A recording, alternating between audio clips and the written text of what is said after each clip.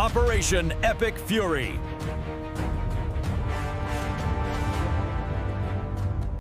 He did it. Trump actually did it. Iran, the regime that's been screaming death to America since 1979, just agreed to everything. Complete cessation of uranium enrichment. The Strait of Hormuz thrown wide open. Total and complete capitulation. When a reporter asked President Trump if he was surprised that Iran folded like a cheap suit under the crushing weight of American power, he looked them dead in the eye and delivered 7 words that belong carved in the history books. I'm not surprised by anything. Not surprised, because he knew he always knew. And what I'm about to show you proves exactly why. Now listen to me very carefully, because what just happened affects every single American watching. Gas prices, grocery bills, your heating costs. 20% of the world's oil flows through that strait, and Iran tried to choke it off to bring you to your knees. They wanted American families struggling. They wanted our economy bleeding. They wanted chaos and pain delivered straight to your kitchen table, but Donald Trump said no.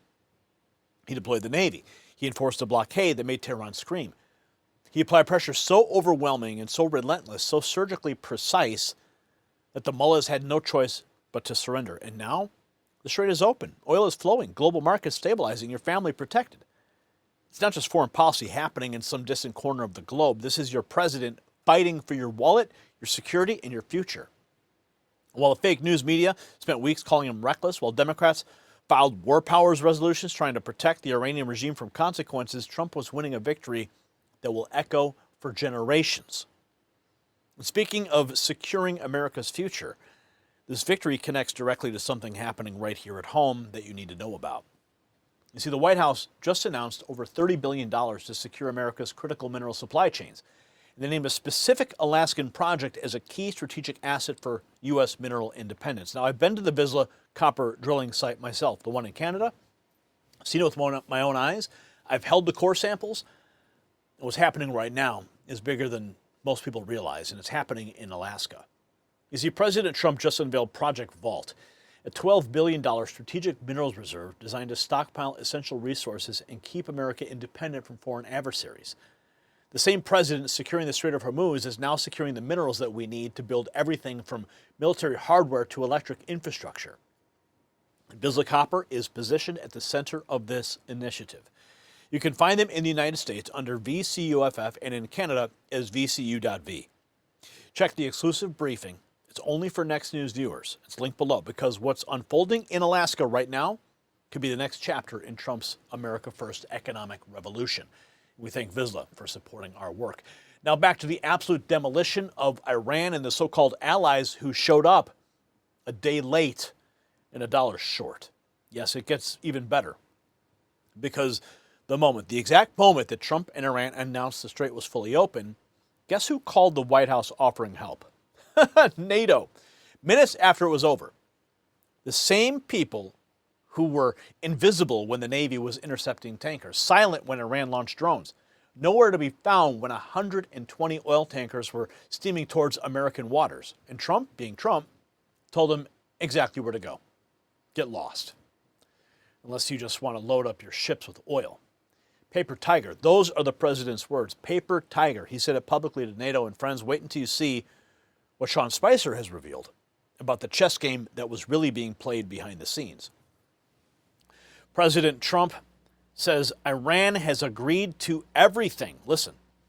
News Nation's Kelly Meyer just spoke with the president on the phone about these developments. I mean, fervent posts on social media. Kelly, you asked him specifically about all of this breaking news. Share with us the conversation.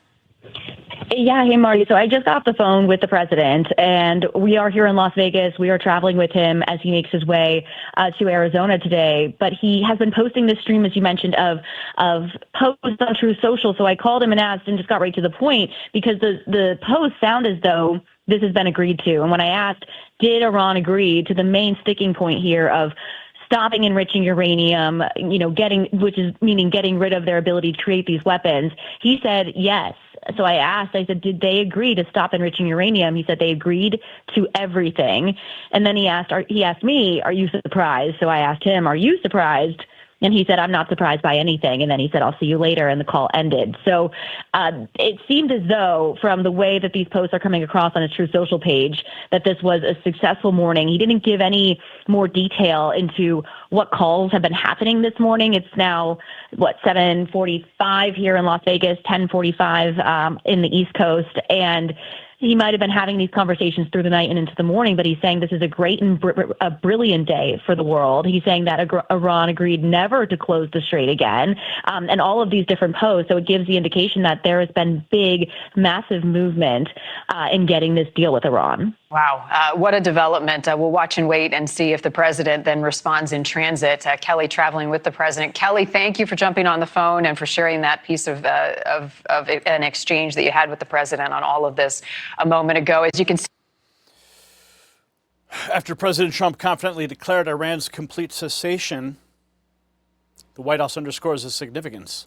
The Strait of Hormuz completely open for business. The Strait of Hormuz open and ready for business and full passage, but the naval blockade will remain in full force and in effect as it pertains to Iran only until such time as our transaction with Iran is 100% complete. This process should go very quickly and that most points are already negotiated. That's the official message from the White House. Now, Representative Wesley Hunt emphasizes the power of American strength. Listen. Ago, the foreign minister of Iran announced that the Strait of Hormuz, behind me in the distance in the Persian Gulf, is declared completely open for the remaining period of the ceasefire. Motor vessel Molly, this is warship 112. We will be escorting you to your next port of call. Thank you for your cooperation. This is warship 112, standing by at channel 16. I want to show you this on the map now. These are the vessels in the Persian Gulf, all right?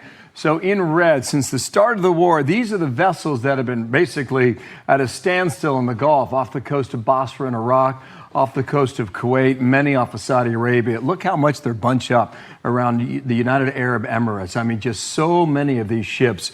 This is Monday of this week, right? April 13th. This is Oman. Here is Iran, here is Pakistan, and here is the line that the U.S. Navy drew for all vessels coming in and out of Iranian ports.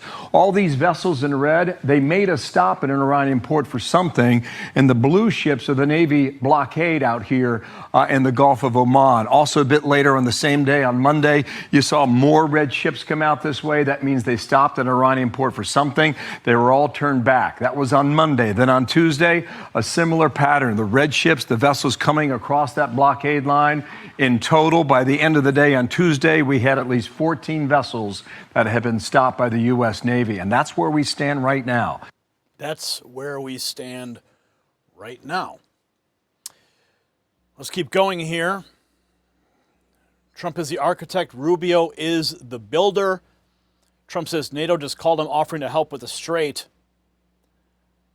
Received a call asking they need some help. I told them to stay away unless they just want to load up their ships with oil. Paper tiger.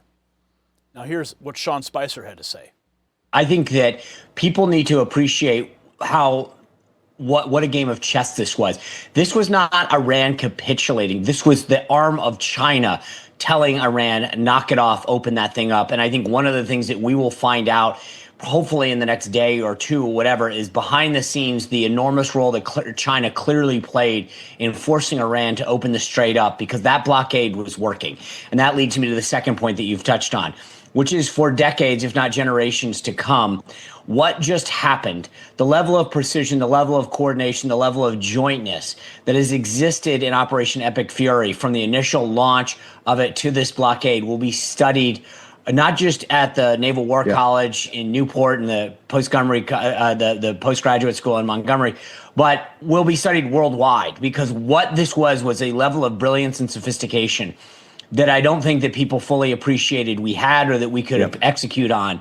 And like I said, I think for generations, this will now become a classroom exercise in how to execute. So here's the layer underneath the layer that the corporate media will never explain to you. Sean Spicer laid it out with clarity. This wasn't just Iran capitulating. This was China picking up the phone and telling Tehran to step down. President Trump cornering Beijing with an impossible notice: stand with a bleeding blockade, terror state, or protect your own energy supply and economic survival. And China blinked. China called Tehran. Tehran folded. Trump won without ever firing a shot. It's not just foreign policy, it's genius. And that's the art of the deal applied to the most dangerous theater on earth. Trump is the architect, Rubio the builder, the United States military was the instrument. And the result is a world that is measurably safer, measurably more prosperous, and fully aware that when America speaks under Donald Trump, the world doesn't just listen, the world obeys. So Iran gambled against the United States of America. They bet everything on weakness. They expected hesitation. They counted on a divided nation and a timid leader. Instead, they got Donald J. Trump and they lost everything. The strait is open. The enrichment is ending. The regime is humiliated. NATO is exposed as the paper tiger it's always been. And America stands taller today than it has in decades. This is what strength looks like. This is what leadership delivers. And this is what happens when you put America first. So the story fired you up. The way it fired me up, smash the subscribe button right now, drop a comment and tell me, did Trump just pull off the greatest foreign policy victory of the modern era? Yes or no? I want to hear from you. And show your support for real American journalism. Check out the Next News merch shop. It's below this video. I'm Gary Franchi. You've just witnessed history. Stay informed and stay free. The system controls information. Information control is power. They don't want you to see this. The truth only survives together. They don't want this shared. Share this now. You know out.